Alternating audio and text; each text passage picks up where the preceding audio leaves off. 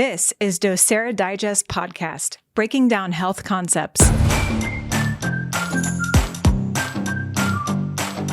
This podcast is brought to you by Docere Life Center. This innovative clinic is finding new solutions to the evolving challenges mankind faces in the 21st century. By utilizing cutting-edge technology and testing, they find root causes and also offer treatment with energy and nutrition. What is the mission? To dynamically change lives for the better while impacting families for generations. The information shared directly or indirectly in the Docere Digest podcast is not to be understood as or misconstrued as medical advice. This information is not a replacement for your current health provider who is acutely aware of your current health state and course of treatment. Any information shared about a product or service discussed by any host or guest on this podcast is not to be interpreted as a doctor-patient relationship. We want to welcome you to another episode of Docere Digest. Today we're going to be talking with Mike Meade. And Mike, you kind of have a long story journey, don't you? You've owned businesses and taught business education. You owned a baseball cap manufacturing company. You owned Parrot Toys and even developed an educational seminar program for Rockwell Aviation. You also note in here that when NASA put the space shuttle program out for kids, Rockwell lost the contract and Lockheed won it. And there were 800 workers with special skills that lost their jobs, and there were no other jobs with the same job descriptions on the planet that they could apply for. So you competed with 3 other outplacement companies and won the contract because you designed a program that addressed the unique nature of their job. So you've kind of had some unique experiences in your lifetime. But over the last 10 years, you've been involved with air purification, which we're going to talk about here in just a second. So you also note that you've been very interested in human health back to when you were selling waterless cookware and learned how people were destroying vital nutrients by improperly cooking their food. So with that in mind, let me just kind of start it with the idea that it's often stated that the air quality indoors is often 5 to 20 times worse than outdoors. Why is that? Well, nature uses an ionization process that's activated by electrical storms, sunlight, things like this, to regenerate the air. Remember, we do live in a bubble. We call it, we have an ion level. And so air particles have a chance to move. They're being reactivated day and night. Lightning hits this globe 8 million times a day. Indoors, your air is trapped. And to understand air, you have to ask the question.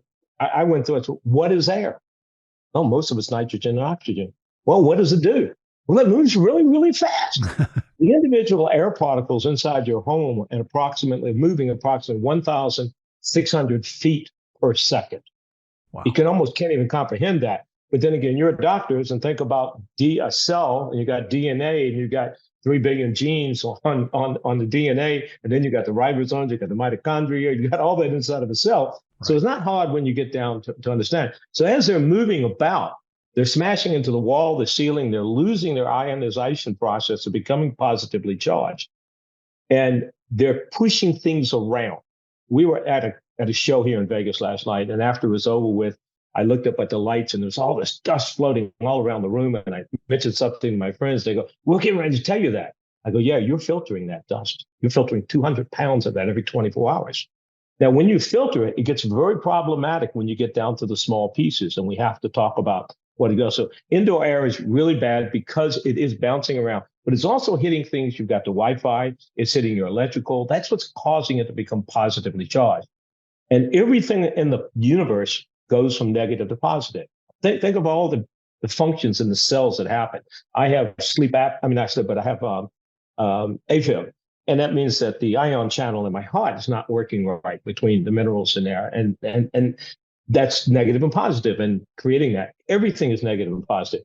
So if you have an environment that's too positively charged and it's taking the things you introduce, let's take this recent pandemic we had. It's droplets. No, it's an aerosol. That means it is dispersed through the movement of those particles until they gain enough weight and mass and fall through that environment and get out of your breathing space. And here's where it becomes a problem. Anything 2.5 microns and smaller has the ability to pass through the lung tissue directly into the bloodstream. That should send up all kinds of signals. I watch your videos, you were talking about inflammation. That creates inflammation.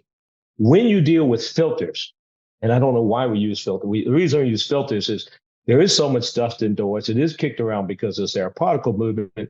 Any appliance that runs air through it has a filter on the intake. HVAC has a filter on the intake, and they say it's there to protect you. Oh, it's there to protect the machine, to keep the crap off the machine so it doesn't duck down. If it was there to protect you, it'd be on the supply side, not the intake side. Right. And so you have to ask these questions. So with all that flying, what are you doing to balance the air? Well, you mentioned ventilation. It is great to open it. I can tell you right now, look behind me. I have an air quality monitor behind me, and my CO2 level in this house right now is dangerous. As soon as I get off, I'm opening the doors and windows to get ventilation. I live in the desert, so the air conditioning is on. But right now it's saying it's 1136. It's in the orange level. It's not good. Now, no people don't know that, but that gives you foggy brain, things like this. And that's kicking all around the environment. So that's some of the problems of indoor air being bad, because you've got it trapped and you're killing it. If you take good ionized air from outside and you run it through an HVAC system, for every 2 feet, you lose 20% of its purity. Astonishing fact. Okay, I mean, because it's hitting that electrical, it's losing ionization, all these things that we're used to. It's crazy, but that, and when you do the research, it's all there in front of you. So that's what the problem is. I know it's a long-winded answer, but we've got to deal with it. Now let's talk about a HEPA filter. HEPA filters have an efficiency factor that breaks down about 0.3 microns. Okay, that means they really can't filter anything 0.3 microns. And they use some wobbly 75-year-old statistical measures to claim what they captured smaller than that, which don't hold up anymore. And guys, and you saw me speaking about it at a conference one time. I was showing them the latest data. And what's 0.3 microns? All viruses, half your bacteria, all your gaseous phase things, your microtoxins, your VOCs, oh my gosh, it's unbelievable. And you're still breathing that. 200 physical pounds of that every 24 hours going into your bloodstream. Your immune system goes, what's happening? What's going on?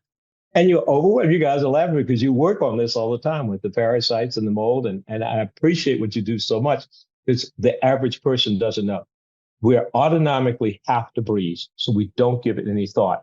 And if we could get people to understand that there's an absolute world of chaos, a perfect disbursement inside of a box, and we have to be careful of that. So that's why indoor air is a problem. And just having a filter, there's so many things you create with a filter. You create turbulence, slipstreams, disbursement. You actually deposit more of the problems they found during COVID, that they were depositing 90% of the COVID all over the environment, on surfaces, walls, desks, things like this. They weren't filtering it. It never got to the machine because of turbulence and puff clouds and things like it. It's amazing when you get to it. So long answer, but just remember, you walk into a world of chaos. What are you doing to balance that world? So let me add to that here real quick, Dr. Caleb, interrupt you.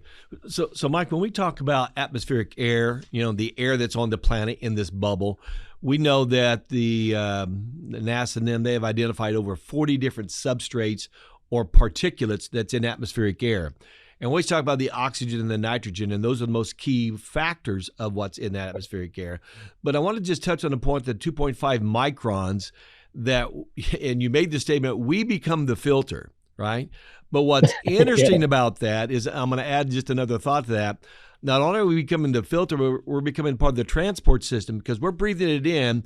It's going all the way through our cellular areas, and it's coming back out in the decarboxylated phase, and we're spreading it around again. So yes, we not only become a transducer, transconductor, we become a multiplier. We get sick in the process, but we're still spreading all that stuff around.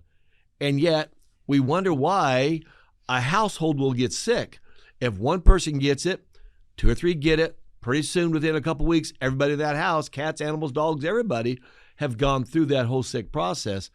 And it's like we're going, how's that happen? And we all know, we as docs, we have families that, man, if somebody gets it, pretty much everybody in the family gets it, because they don't have this filterization process or this cleansing process, and even their bodies can't do that. So It's kind of interesting to really stop and think about Let that. okay. I'm going to gross out your audience and all of you, but I'm going to piggyback on what you said and tell you how clear you are, Ben. Imagine you're in a restaurant. I was in a restaurant last night with Prime Restaurant. So imagine you walk across the room and someone's chewing, masticating their food. And you say, excuse me a minute, would you open your mouth? And you reach in and you grab that food as they're chewing it, put it in your mouth and chew it. Now, what is more dangerous, doing that or breathing the air they're expelling? You just answered that question, Ben. Yes, sir. When you say it that way, that is literally what's happening, because you have stomach acid, you have all kinds of other things that could break that down if there's something wrong with it.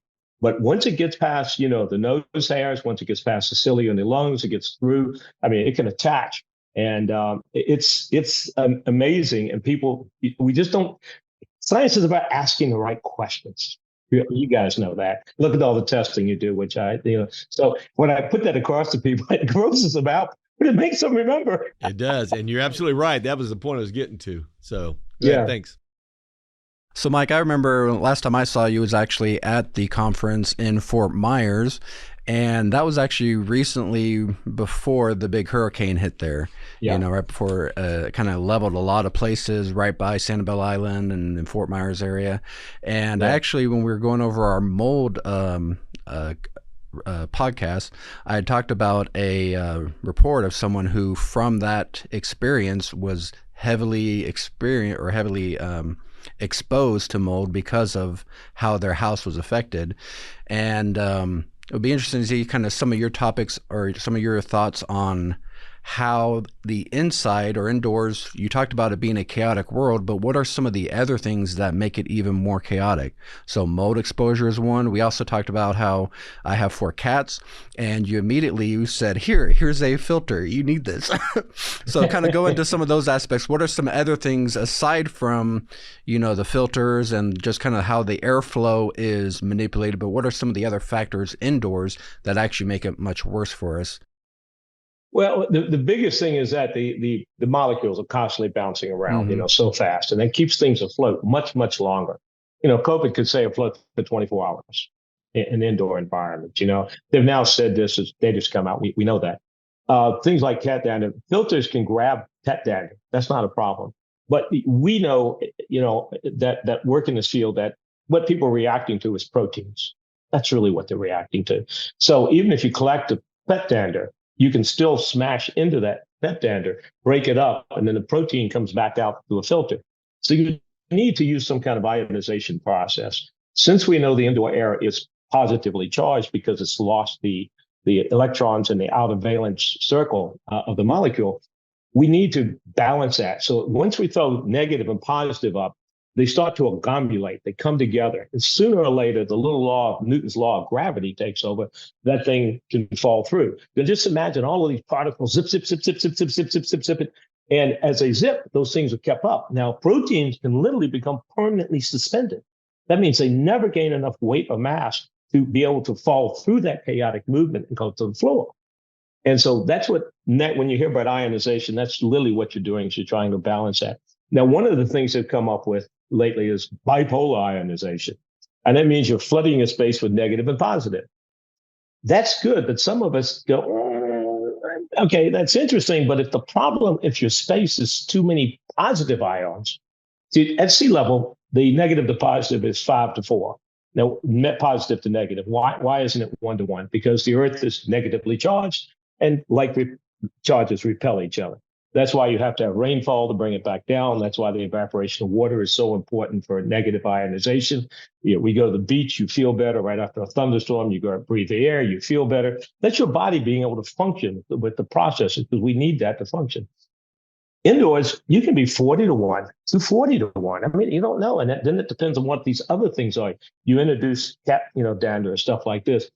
And it's very problematic. Dogs, everything else. So you have to somehow balance that environment. If you have a filter, really what you're doing is you're drawing the stuff through an area. And I tell people all the time, go out in nature and find me a filter. Find out when nature brings everything to a collection point and pulls out the bad things. And the things that are really bad for us go all the way down to 0.001 microns.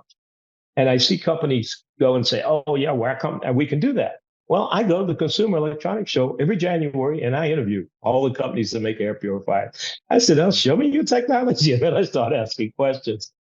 And I find a lot of it's sadly BS, when you really get down to it. And you start asking the question, and they'll tell you, we just sell filters. So filters can capture some of that stuff like we were talking about. But when you get something like mold, and I'm going to go back, because you guys have been hitting this a lot, you doctors. Once you capture mold spores or you capture in that filter, you're now creating a new place for it to grow. And then once it does start to give out microtoxins, and from what I've been learning, because I've been doing more research on it, the microtoxin is the mold trying to protect its environment against other molds. So it actually is a poison. And we have an affinity for that. And 25% of us have a gene that means we cannot recognize mold toxicity. So whether that pattern recognition that we have is not there. So it gets deep into your body and, you can't find it. And it's so sad. That's why I keep coming back to the very first thing you have to do is once you got it, stop breathing it. You do have to detoxify. Yes, you do need to do remediation. But let's talk about what you just talked about, that very event that happened in Florida. At 8:04 a.m., a couple of docs that were there came up and spoke to me and thanked me for speaking. And I'm talking to a guy that had a mold remediation company out of Idaho. And he told me how much money they were making off the houses down in Florida. This was in December this past year. They make between $10,000 and $30,000. How many people have that money? Let's take a break. Let's take someone who's an apartment dweller, someone who is renting a home. Is the landlord really going to go in and do the remediation? Now, the testing is so expensive, and I'm concerned about those people because they lose time from work. Their family's sick. Ben, you were just talking about it spreads all over. It spreads through the air. What do we do about them? Their quality of life has been compromised. You guys deal with it so much.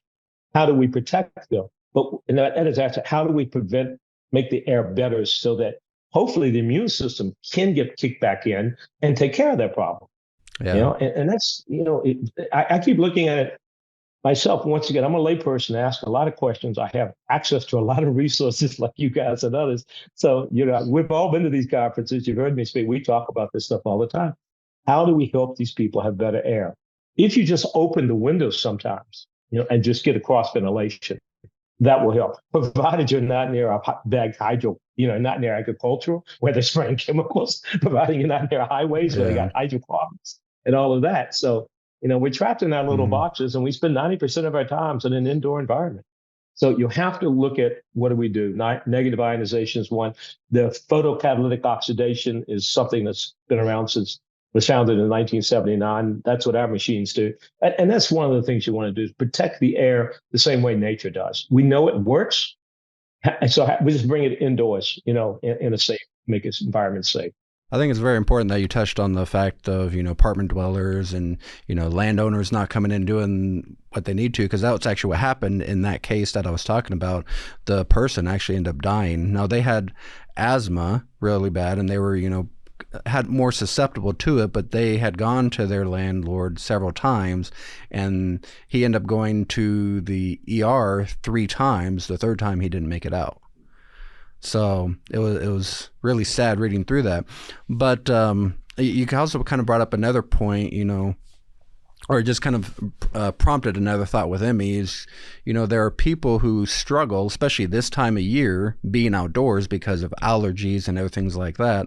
Or do you know of any simple solutions or simple ways that people who, are poor or can't really handle getting the right things that they need to purify the air, is there anything they can do to maybe help themselves out? Because if they're not safe outdoors and they're not safe indoors, then they're not safe at all. So do you have anything that would help with that? I've talked to a lot of people that have had that problem. I remember one time we had overshipped some machines to some people, and I had to go down in Eugene, Oregon, and collect some of the machines that we had overshipped. And I was talking to one lady, and they suffered horrible outside allergies and everything else. And we were out by the fence talking, and she said, "Look, I really appreciate it, but it's seasonal now. It's springtime, and the allergies are killing me. I'm going back indoors where I know I can breathe. Coming at your machine." So first off, yeah, you can go get an inexpensive filter, and that's a good way to do it. And that will capture your larger things, okay? And you want to get through the air. you want to get the things in there, try to get rid of them, but just realize the things that are most dangerous are the ones that get smaller and smaller and smaller. They can't be filtered. And when you break down these filters, they have 4-stage filters, and where I have some concerns is on what's called the diffuser stage. They use kind of wonky. You guys, if you don't mind, I want to explain Brownian motion for your people. Brownian motion is when those air particles are moving as a molecule, they will hit these other things and knock them around. So that's what keeps them floating. It's called Brownian motion. I think Dr. Brown in the 1870s, and we didn't know what it was until Einstein in 1905 told us about, molecules and atoms. Then we understood what it was. So that stuff is kicking around. So how can you get that stuff down? If you create a draft by, like I said, with the CO2 here, I can open the doors and in 10 minutes, drop it down to a safe level. I don't feel the effects. So that's one of the things you want to create. Cross ventilation would help. Once again, don't be near a highway, that type of thing, because you're inviting other things in. Make sure you're not, whether out there, or once again, you're talking about the allergy. What people need to do is do some deep breathing, quite frankly, learn how to do that. Because sometimes we do shallow breathing, which means that we're not getting enough oxygen into the body. How much oxygen is important. I was telling people that were wearing masks, I said, look, when you get that mask off your face, do at least 4, it's called box breathing, deep breathing, to try to reactivate the oxygen, expel the CO2, because there was an effect on that. We know that. And, but they didn't teach people that, as soon as you take that mask off, that's what you should be doing. So when you got out there with this thing, you've got to find something in the house, get some kind of ionizer. Okay. You can use salt lamps if you want. As long as you're throwing negative ions, that's going to cause these particles to come together and drop them down. Our machines do that too. There are others, besides ours. I love trying, but there's other machines that do that. Some filters, but how do you recharge the air and make it clean again? That's the idea. And if you don't have anything else, you got to open the windows. You got to do something like that. So, all right, thanks. So, Mike, you and I met in 2020, spring break in Denver, Colorado, right as everything fell apart in the world. Is quite interesting how especially Denver became that major area there. And you had 4 different things that you could utilize to protect yourself. And I wasn't in a state because I was just starting my own clinic then. And you had the big air cleaner, and that wasn't quite going to work for where I was, but I was able to buy the smaller 1-room filter. And boy, I tell you what, we ran 2 of those in the 2 rooms that we were using at the clinic we were in the entire time. And I said, wow, that stuff really works. And now we have the big one because we have the full clinic with all the doctors there. And it's amazing because it's funny because I have patients actually come in and go, I just love the way your clinic smells. I'm going, I don't smell anything. It's like, just, it has no odor to it, but they're like, I just love the way it smells in here. I'm like, okay. So it's amazing. And we have that running all the time in the clinic. It keeps it clean, keeps the air moving. And so I'm a big fan of the product there. So, but the nice thing is you do have 4 different offerings here. You actually have the necklace, which I love traveling that thing on the airplanes that sits there and it cleans the air around you, what you're breathing in. You have the smaller one that you can put in your cup holder. And that one's great. I think you have one on your desk right now in your room right now. And then you have the plug-in one for the wall that you can refresh. And then you have the larger unit there. So when we were talking about people who may not be able to afford, the big unit, they're in apartments. They may not need something quite that big. There's a lot of different offerings there to help people get into that state there. And so that's one thing I've always liked about it. And all your products work tremendously. So yeah. And seeing how that helps. Just turn this just a little bit, see if you can see it. Yep. Okay. I turned it down. There you go. You got them all right there. Right there. There you go. I wanted to be able to show you. This is the big one you're talking about. Yep. And this uses 4 technologies. It's basically the same technology that NASA created for space travel. And here's the problem that they dealt with. I worked with them at one point, not them, but with Rockwell Aviation, which ran the space shuttle. They're a big problem-solving group. What they want to do is, if we go to Mars, how do we feed the astronauts? Because we have to grow our own plants. And if we grow plants, plants give off ethylene gas. Ethylene gas kills plants. And so it becomes a conduit. So they talked to the University of Wisconsin, who had a space lab, and they say, hey, there's 2 doctors in University of Tokyo. This was 1979. And they're working on something called photocatalytic oxidation. Check it out. And what it is you're using sunlight. the same wavelength as sunlight, basically 254 nms, shining it onto a reactive catalyst called titanium dioxide. That's that light you see inside there.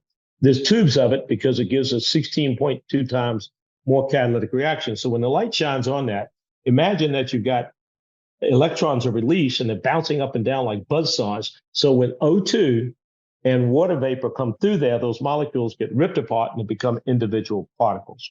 Well, those particles can't exist by themselves, so they immediately join up as free radicals. O2 negative, which is oxygen we breathe with an extra electron. OH negative, which is hydroxyl, so you also have hydrogen peroxide.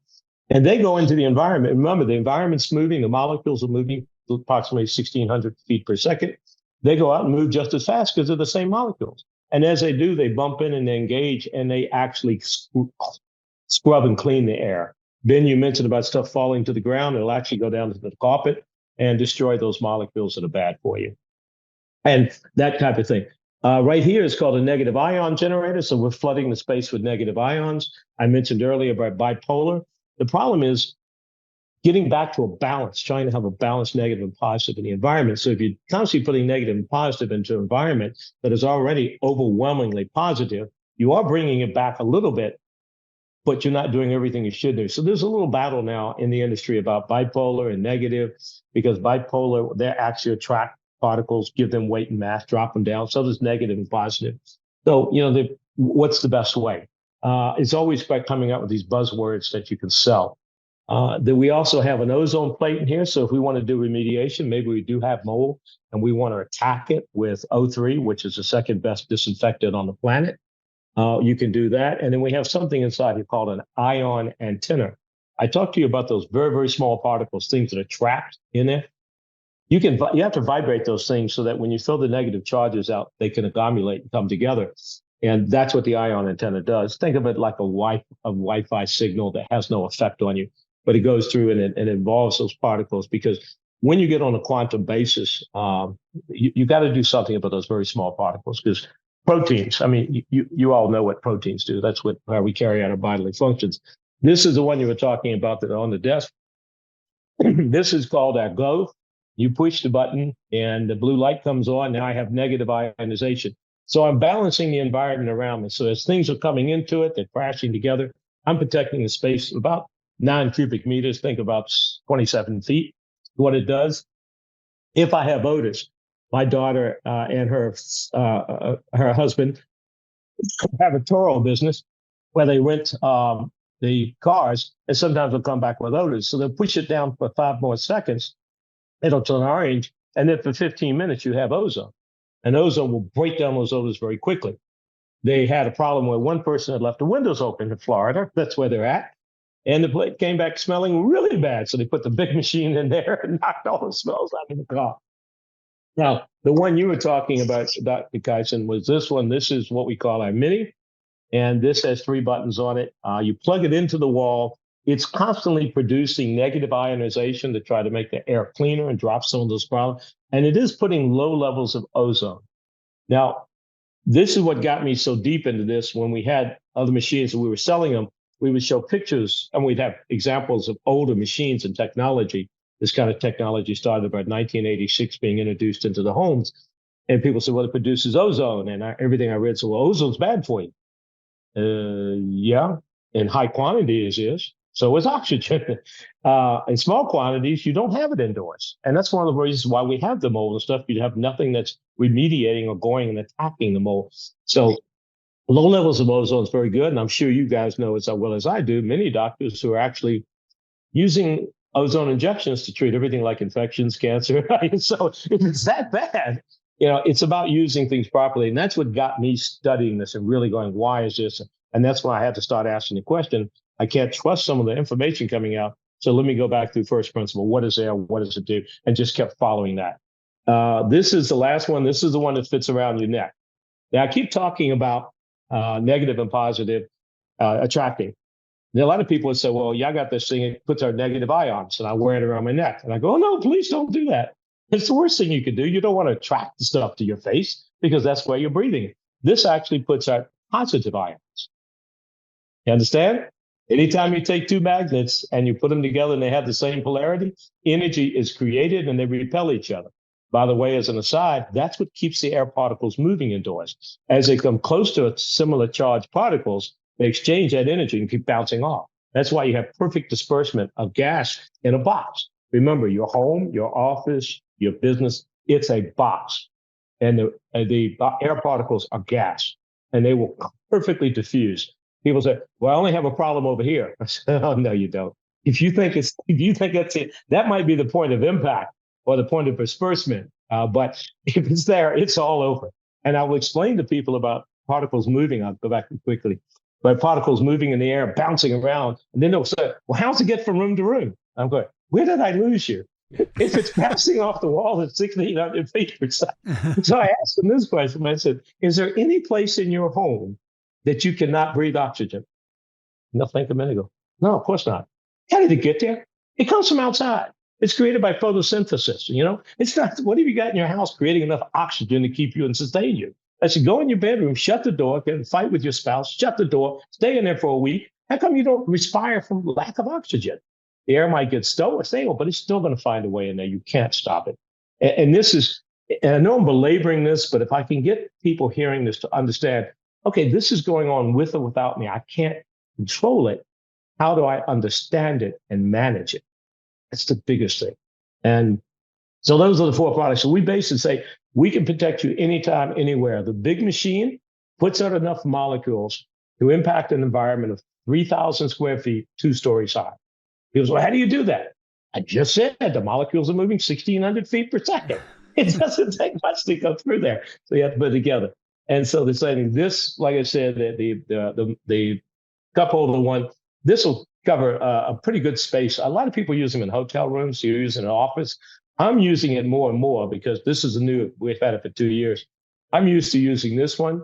And anytime I'm in a bad environment and I don't use this, I get something. I was in Hawaii back in January doing a show, and someone loaned me a room there, which, it's nice if you can get it free.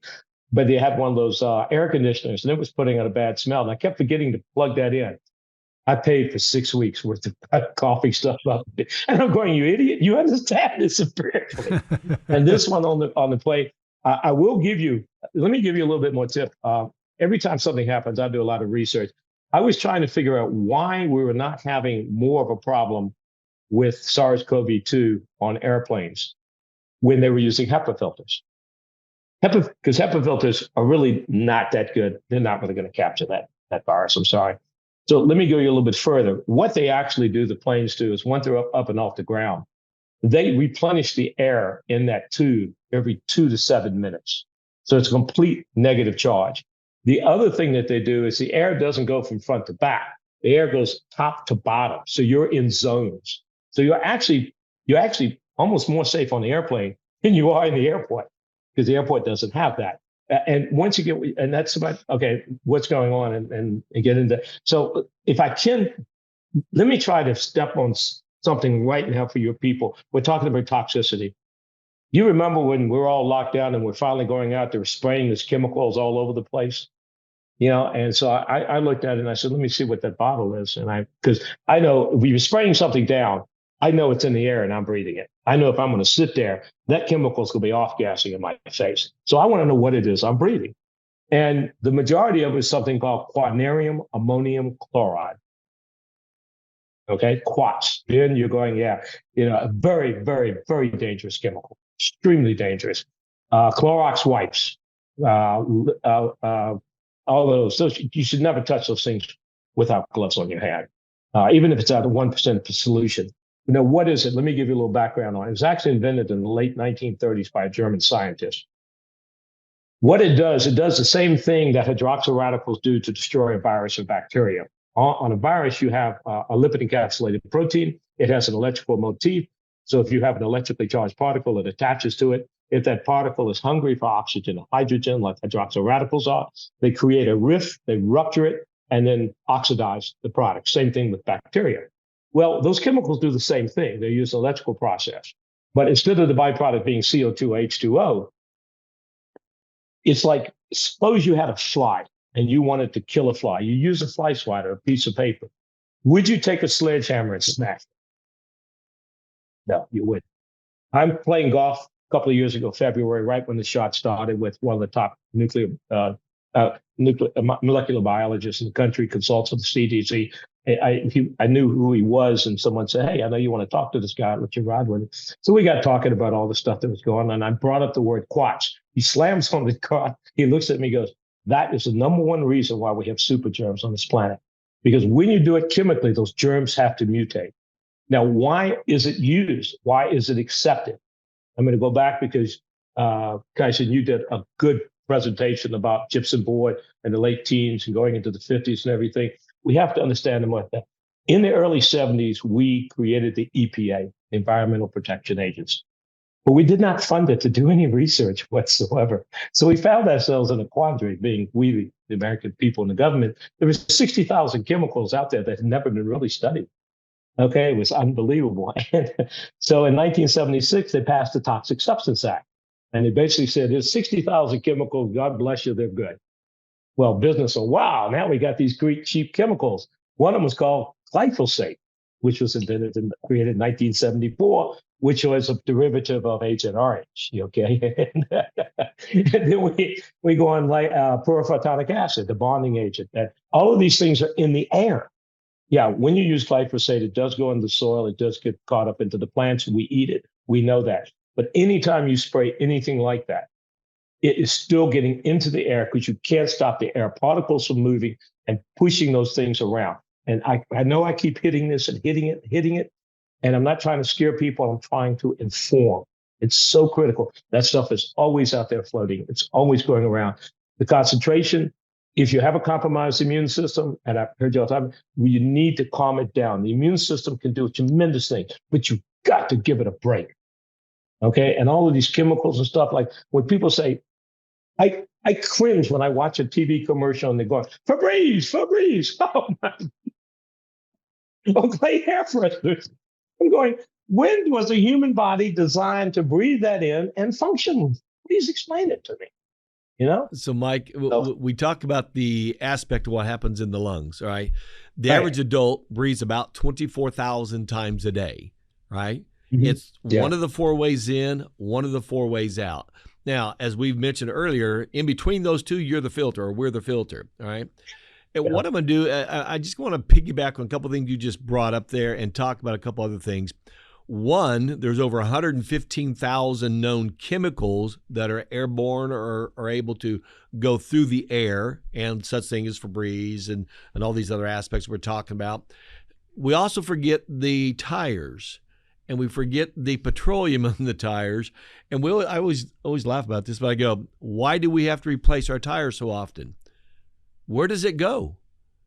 And you mentioned this earlier about being close to highways, but you stop and think about in the last 100 years, how many tires have been produced on this planet and where all that rubber went? It's in our air, right? And so now we're breathing this stuff in and it's causing all these other problems. When I look at the essence of what happens in that atmospheric air and our ability to breathe or not breathe, our ability to break things down or not break things down, and we're talking about the significance of having pure air or clean air or vibrant air that we can inhale to actually turn our life back on. Without these devices, it doesn't exist. And we think about in some of the, the houses that are staying closed up all the time. We tell people at least once a month, you should open all the doors and all the windows. I don't care how cold it is. I don't care how wet it is. We should get that air moving throughout the house. And I have all those devices myself. I've been using these devices for years. You and I have been talking about this stuff for years, right? And when we look at the essence of what these devices do, we still have to clean those devices as well. Just like the filters, we have to replace our filters. Depending upon your environment, you could easily replace the filter every 2, 4, 6 weeks to be very beneficial for the air that's in that house and moving that stuff around. So what are your recommendations on how we keep, I guess, cleaning our own environment, right? And we've talked about on the mold issue, whether it was in a building, a work environment, but we live in a house or an apartment or something, even if it's a mobile home or whatever you want to call it. How do we keep that environment for at least when we're sleeping, 6-8 hours a day, which is 1/3 of our breathing capacity. How do we clean all that out? And what's the significance that you see from all the research that you've looked at from this? Well, one of the things you have to do, and it goes back to maintaining moisture control. So you need to have, I live in the desert. I live just outside of Vegas and Henderson. So we don't have the type of mold problem that you have up in the Northwest where I lived before, or in Florida where I lived for 35 years. So one of the things you have to do is control your relative humidity, okay, and get something in the house and try to bring it down. I think you want to be right around 55. So if you don't have enough, you do need to put some moisture into the air. If you don't, you need to break it out. So that will prevent the buildup. If you have some type of machine like ours that is actively putting solutions into the air, that's going to help you a lot. Okay. And if anybody knows, I'm sure you'll probably give us a website. We have all types of videos to explain how to use the machines, how to set them up, but more importantly, to go over some of the principles I've been talking about. We've got a video there. We've got a phenomenal video on ATP surface testing, because you can literally check for biological load in an environment using an ATP surface test. That's what hospitals use, meatpacking plants, and you do a swab test or something like that to determine what your what the presence is. You put it into a one-time solution, shake it up, put it into a handheld monitor. They're not cheap. I mean, they're $1,500. And then you get what a lot of people don't realize is when ATP is converted, when that's broken off and the ATP is converted into energy, it creates a bioluminescence. And from that bioluminescence, you can determine the amount of biological load. You will not know what the biological culture is. Now, you notice I keep saying biological. Okay, I'm not saying viral, because viruses don't use ATP. So I would be remiss if I made a dumb statement. So we're talking about the biological load. So in a hospital, you want that load to be below 50. And in a food service area in a hospital below 30, a patient's room below 25, an operating room below 10. And that's determining the sediment that's coming from the air. It falls down the surface. We actually went into a dental office back in the summer of 2020 when everything was going crazy. They had already sprayed it down with quats and all that stuff. According to the EPA, it was supposed to be very clean. We went in, did a sample. We found a load of 108. It should have been under 33. And the dentist was going, we put our machine in on a Friday afternoon, came back Sunday. Nobody had been in there. No aerosols had been created.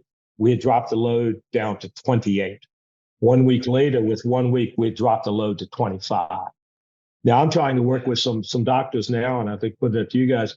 There are mold tests, and once again, you can test yourself. Something called gotmold.com, and I'm talking to Jason Earl, brilliant guy who suffered from all kinds of mold toxicity, compromised immune system because of fungi, and he's got a machine that can pull the air and do a mold test very inexpensively for people. You can do 3 rooms in the house plus 1 outside. You have to always do outside for, I think it's $299, which is very inexpensive.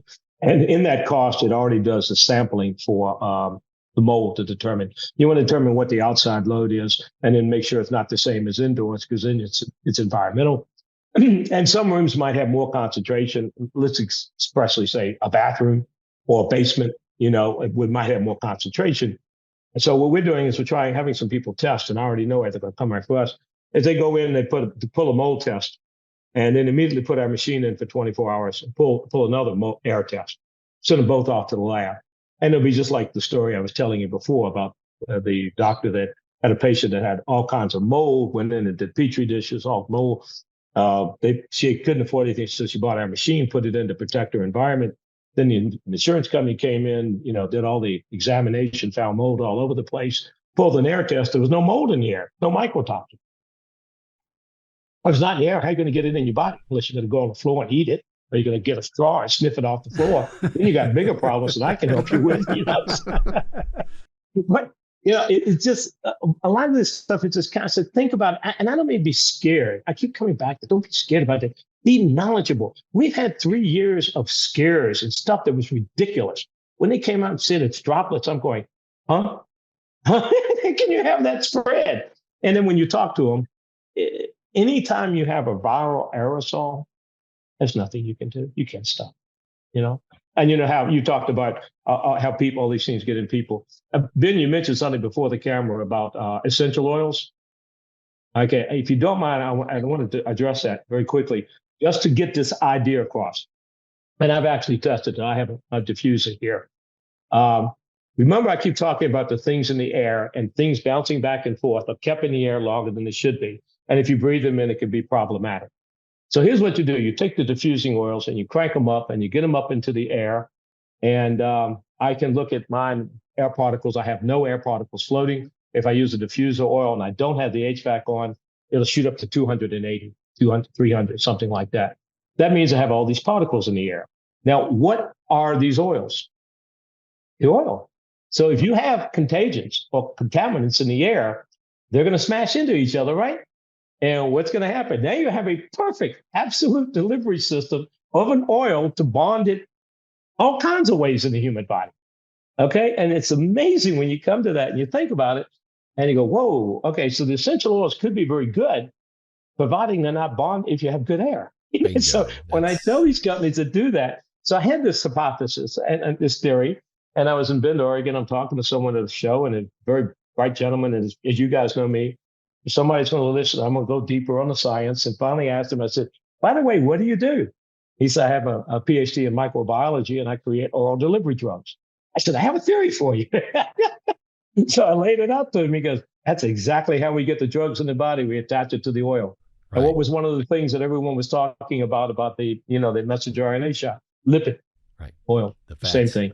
So you get that. And that's, I just point this out, once again, not to scare, but to be informed and ask the question. If someone says something like, I was giving a blood draw, for some testing during COVID, and they had the mask and they were spraying that chemical. I said, can I see that bottle? And I look at it, I said, do you see what you got here? You got a mask on, but you're spraying poison.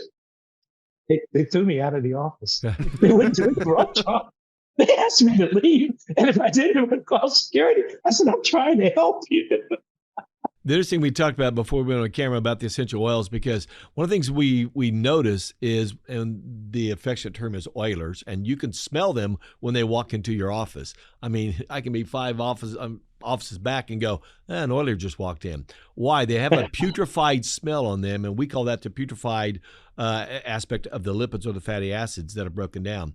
And that was the reason I wanted to ask that question, is because if you're going to use essential oils in a diffuser, you better have clean air to begin with, right? Bingo. Otherwise, you are perpetuating both a solution and a pollution, and pollution will always win because solution gets used up, but pollution perpetuates itself. All right.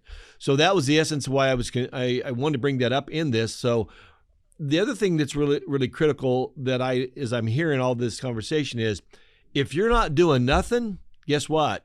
You are the filter.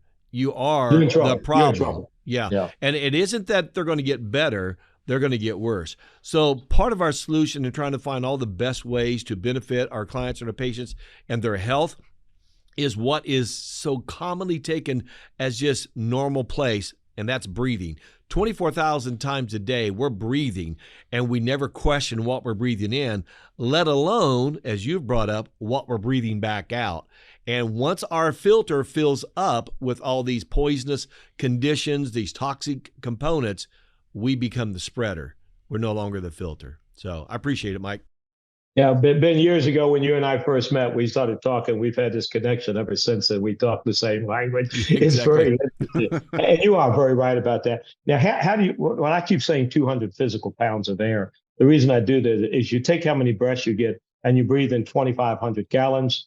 And you take a gallon of air, you put a vacuum on it at sea level, you have to have this, and then take that vacuum off and weigh it again, weigh it, empty it, vacuum, weigh it again, multiply that times 2,500 gallons, you come up with 200 pounds of air. Right.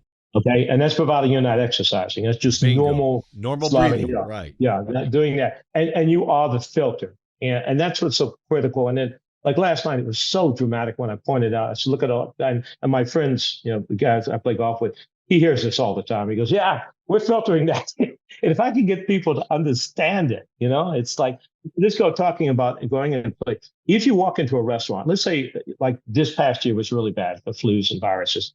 So you go into a restaurant, and the restaurant's very, very crowded. What should you do? Let's talk about protection. Look around and look at how high the ceilings are. Look at how wide it is. Look how close the tables are. And just think that in that, people are putting viral loads or off gassing into that environment, and it's being dispersed. How much room does it have to disperse? So that's why when you were talking about using this thing, guys, and this is very good in those environments. As a matter of fact, my business partner's wife is on her 4th bout of cancer. She's a victim of glyphosate. In her 20s, she was told she'd be dead in 6 months. She's in her late 60s. She unfortunately believes very, very much in allopathic medicine and gets chemo every 2 to 3 weeks. I've known them for 5 years this August. That's been going on that whole time. This woman has no immune system. Radiation. She gets a lung drained every other week too. She's not had a cold or a flu since they've had our machine in her house. Now, that's anecdotal. I'm not saying it's going to do that. It's just been very fortunate. But one of the things, I went there one time and he was cleaning it and I noticed all this black soot in it. I said, Randy, are you burning candles? They go, yeah, Linda's very sensitive to smells. I said, you do understand what you're seeing in there is also in your lungs? I mean, I bet I'm trying it. They never burned another candle in the house. But you see, that's how we don't think about those things, because that's putting that stuff up in the air. It's diffusing. It's so fine. I ask people all the time, when you see dust floating in the sunlight, the human eye only sees about 10 microns. And I've already told you 2.5 is the threshold. 0.3 is, the get lost for the HEPA filter, technically. So, I ask people all the time, you ever had the cold or the flu? Yeah. See the bug that got you? Yeah. Well, Mike, we've talked a lot about mold today. One of the things, so those of you who haven't listened to our mold series, I encourage you to go back and listen to that. That'll tie in a lot more with what we talked about today. We also talked about in our parasite series how through a lot of different studies, they found roughly 80% of parasite infections are inhaled as well. So talking about the things that are in the air that we get exposed to, and people don't even think of it that way, but there are more than just proteins. There are actual eggs and parasites float through the air and you can breathe them. I remember hearing a study about during all the mask situation where parents collect all the masks and send them into a lab to show what their kids are actually rebreathing in, and parasites was a huge one. People are just baffled by that, how many parasites showed up in these kids' masks. And so that's a big part of keeping this air clean and keeping it where everything drops, where you can kind of clear that out there. So it's a big deal here. We're going to have a link below this video. So if you guys are interested in more of the science, and they have a great website, all kinds of information on there. And if you want to order a product off there, you can as well. We highly encourage it because of what we deal with as doctors and what we see in our clinic, and having good, clean air. And Mike, it's been absolutely phenomenal having you here, because us trying to take this information and bring it back to our patients in the few minutes that we have with them, it just won't work that way. Now we can at least say, hey, go watch this video. Mike will educate you on a lot of stuff here. So I'm glad to have this resource as a video to even be able to post and to send to our patients for that. So any last questions, guys? That means a lot to me. I've been on a mission to try to work through doctors, and I know you are some of our referring physicians, and we really appreciate that. You've got a link where your patients can save 20%. I encourage you to do that very much so. Get it, try it. Everything that you buy from us has a 30-day return. I do warn you, we don't get them back, because it is dramatic. But I tell people that because they want to have a safe thing, and it's difficult. Let me sum it up this way. You have two ways you can clean your air, guys. You've been asking along. You have what's called a passive or an active. Passive is where you have to take the air and pass it through a device, pull out the bad things, and send out clean air. Okay? Imagine it to be like having a mouse problem. And so you lay around a whole bunch of mouse traps, hoping that little idiot will go over there and kill itself. Actually, I have been doing more research. I found that there's some mice that even know to trigger a mouse trap. They'll put something in their mouth like a twig and trigger it and then get the cheese. It makes an amazing thing that they hear that. Or you can buy, if you want to get rid of the mouse, you can buy a hungry cat. That's it. That's what we call active. It will go. That's what our machines are. They're not bringing the air in trying to capture. We do have a filter on the machine because there's always crap in the air. Right. The stuff that we put out, not like a movie set where you go, whoop, drops all down at one time. It's constantly doing it. It has to accumulate. People notice that first day or so that, wow, where'd all the stuff come from? Then that's what they were filtering, exactly, buddy. Right. Exactly. I point that to people all the time, and they go, well, I want something that'll pick it up. I go, okay, I'm going to give you two options. You can either breathe it or walk on it. You tell me what's going to be the better solution. I want to add one last thing is I always ask my patients or clients to go, where are the two most smelly places in your house besides your trash cans? Your bathroom and your kitchen. Absolutely. I have one of your small micro airs. I have one in my bathrooms. I have one in my kitchen. Plus, I have the whole device running my house. I have one in my office. I have one for my car. I have one for my RV, whatever. I mean, if you understand how significant this really is, the fact that you're breathing 24/7 and you're breathing either crap in or crap out, you want to find some way to get it cleaned up. So that Go model, calm down. that portable Calm Go, down the immune system. Give the immune system a break. It's like exercising. You have to break. Yep. Absolutely. that portable, Guys, I've enjoyed it. I hope I've answered your questions and it's informative. yes. So that portable Go system that you have works very well on the back pocket of your airplane seat in front of you. Turn it on, and you're not just protecting yourself. You're basically doing half of it. It worked great. I mean, we were coming back from Florida. I put that bad boy in there. I kicked it on, and it went to work. And we probably were helping a lot of people on the plane that didn't even know it. So. I had some people tell me they took this when you can plug in, and they plugged it in the seat. Particularly one I don't know if she was a DAPC doctor or not, but a chiropractor. She had a new baby, and she wanted to make sure she was protecting the baby, and the plane plugged it in. Everybody around thanked her because they asked about that. exactly, feels better. Yeah, it was. There's so many stories that I've heard like that, and once again, don't be afraid. Be aware. So when someone tells you something, ask the question. Once you understand the principle, the first principle, air is moving very, very rapidly. Anything it hits, it can have if it can take a piece of dust that's larger than 10 micron and kick it and make it float in the air. What do you think it's doing with the pathogens, the parasites? Absolutely. By the way, I did buy that book that you told me about, guys, and I'm reading it now. Okay. And the other one is Survival of the Sickest. I love reading about parasites because it's so amazing how insidious what they can do. Yeah. And I encourage you. I'll also push on your mold thing. More people understand it. Allopathic medicine doesn't address it, and they're giving people the wrong thing to try to attack a compromise of the immune system, and it's you guys know that. So, anything else? That's why we wanted you on the show, Mike. We thank you for it. We appreciate that. Fountain of knowledge. Thank you. Thank you so much. Layman's done a lot of research. Remember, on something like this, you have the world's knowledge. Exactly. Try it, use it, ask the questions. Amen. Okay. Have a blessed Thanks, one. Thanks, Mike. Blessings. Good seeing you all again. Bye-bye. Thank you for listening to the Docere Digest podcast. If you enjoyed this episode, please be sure to subscribe and leave us a review.